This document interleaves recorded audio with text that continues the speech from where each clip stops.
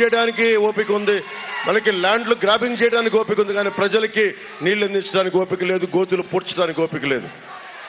కొడాలి నాన్నగారికి కూడా నాకేం తిట్టాలన్న ఇట్లాంటి ఏం లేదు. నాకు మన రాధా గారి పెళ్లిలో కనిపిస్తే కూడా నమస్కారం తెలియజేశాను. నాకు ఎవరి మీద వ్యక్తిగతంగా కోపాలు ఉండవు నాకు, కానీ ప్రజలకి ఇబ్బంది కలిగిస్తే మటుకు, ప్రజాస్వామ్యానికి విఘాతం కలిగిస్తే మటుకు నా సొంత రక్తమైనా సరే నేను ఎదురు తిరుగుతాను.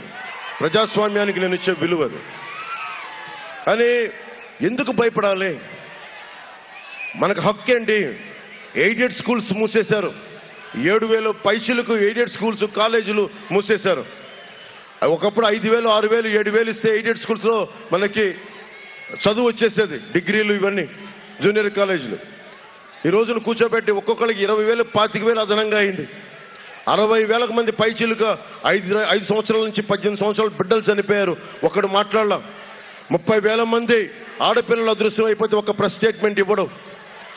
దాదాపు 3,000 కౌలు రైతులు చనిపోతే దానికి ఏం చేయరు. ఎక్కడా కనీసం కాలువల్లో పూడికలు కూడా తీయరు.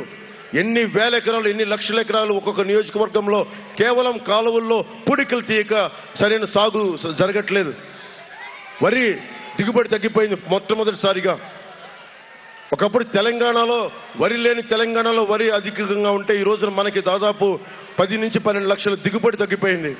అంత దిగజారిపోయింది. రైతులు క్రాప్ హాలిడే ప్రకటించే పరిస్థితి. ఇవన్నీ మారాలి అంటే ఈ రోజున నేను మీకు మాటిస్తున్నా, వెనిగండ్ల రాము గారికి తెలుగుదేశం సైకిల్ గుర్తు మీద ఓటేయమని అడుగుతా ఉన్నాను.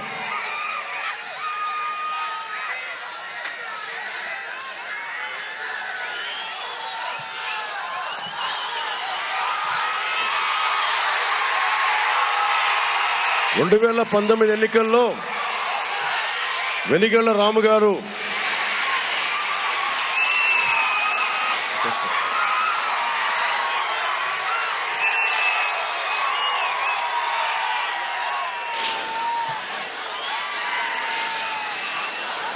అది కొడాలి నాన్నగారు ఓడిపోయిన తర్వాత ఈయన చాలా అందంగా ఉంటుంది. వైసీపీ ప్రభుత్వం పోయిన తర్వాత ఊరంతా చాలండి ఈ గ్రాఫ్. ఇది 2019లో వెనిగళ్ల రాము గారు, ఈ రోజున తెలుగుదేశం పార్టీ నుంచి పోటీ చేస్తున్న వెనిగళ్ల రాము గారు మనకి జనసేన తరఫున ప్రత్యేకించి మన లీలాకృష్ణ గారి, మన జనసేన అభ్యర్థి మండపేట నియోజకవర్గంలో పోటీ చేస్తున్నప్పుడు ఆయన కోసం స్వయంగా వచ్చి ప్రచారం చేశారు వెనిగళ్ల రాము గారు. అలాంటి వెనిగళ్ల రాము గారు ఈ రోజున గుడివాడ అభ్యర్థిగా పోటీ చేస్తున్నారు.